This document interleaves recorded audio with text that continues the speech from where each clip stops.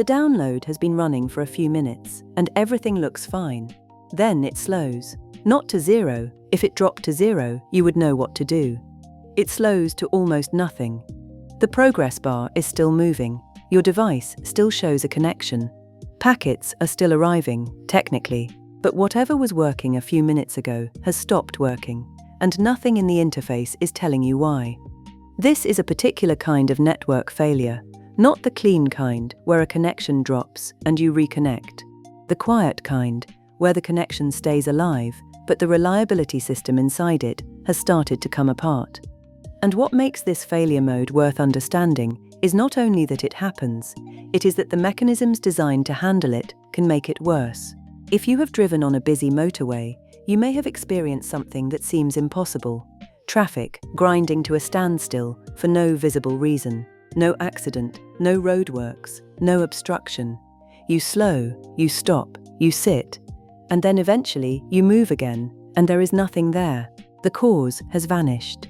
What happened is sometimes called a phantom traffic jam. One car, far ahead, tapped its brakes a little too hard. The car behind it braked slightly harder to maintain safe following distance. The car behind that braked harder still. The reaction propagated backward through traffic like a wave, each vehicle amplifying the disruption a little more than it received. By the time the shock wave reached you, the original cause, one car braking briefly, had been magnified into a complete standstill stretching back for miles. No driver did anything wrong, no part of the road failed. The system produced the outcome from its own normal, reasonable behavior under pressure. Here is what that means for a network in one sentence. The retransmissions that are supposed to fix packet loss add traffic to the network, and more traffic can cause more packet loss. When a packet is lost on a TCP connection, the sender retransmits. That is the correct behavior. But the retransmission puts an additional packet into the network.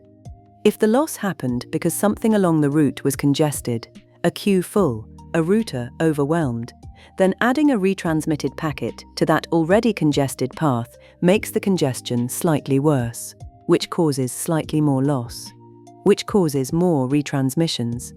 Each step in the right direction applies a little more pressure to a system that is already struggling.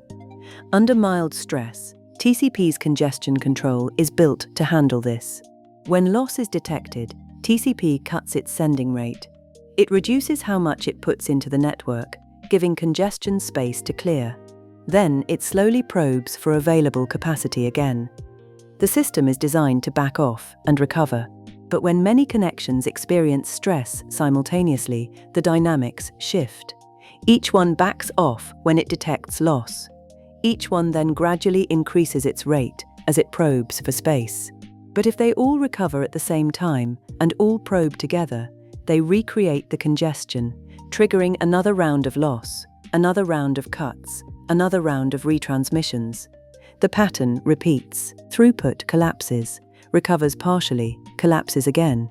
In extreme cases, a network can reach a state where the majority of traffic crossing it is retransmissions, packets sent to recover earlier losses, while almost no new data advances. The network is not idle, it is full, but it is doing almost no useful work. This has a name: congestion collapse. It affected parts of the early internet in the 1980s, before the congestion control algorithms designed to prevent it were developed and deployed. There is a second failure mode that is less dramatic but far more common in modern networks, and it works through a different mechanism entirely. TCP's congestion control depends on packet loss as a signal. Loss means the network is full. Slow down. The signal only works if loss happens promptly when queues overflow. But a great deal of the hardware that carries everyday network traffic, home routers, cable modems, residential gateways, has been built with very large buffers. When a queue fills, rather than dropping packets to signal congestion, the buffer absorbs them. Packets are not lost, they are held, and then delivered late. From TCP's perspective, nothing went wrong. The packets arrived, no loss signal, no reason to cut the sending rate. So TCP keeps sending at full speed, the buffer keeps filling, and the delay keeps growing. A connection that should have a round-trip time of 20 milliseconds might accumulate hundreds. Everything you send gets there, but by the time it does, the interactivity of the connection has been destroyed. This is called bufferbloat, and its irony is that it is caused by hardware trying to be helpful. Larger buffers prevent drops. Fewer drops should mean better reliability. But TCP was designed to use drops as feedback, and when that feedback disappears into a deep buffer, the connection runs too fast.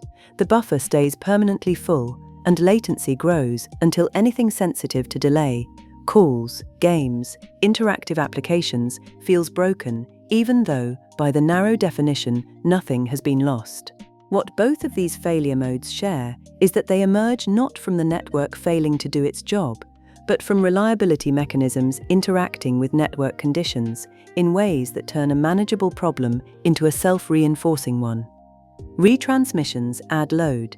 Under stress, that load becomes a cause of further loss. Buffers absorb drops. In absorbing them, they remove the information the sender needs to behave correctly. Each mechanism is doing what it was built to do. The problem is what happens when those behaviors compound. A connection that will not quite work is harder to reason about than one that has failed cleanly. A dropped connection has a clear state, gone. A connection that is alive, but stalled, recovering for a moment and then collapsing again, operating at a fraction of what it should. That is a system whose own repair machinery has become part of what is breaking it. The network does not fail all at once, it degrades. And in degrading, the mechanisms that keep it alive start competing with the traffic they were built to protect.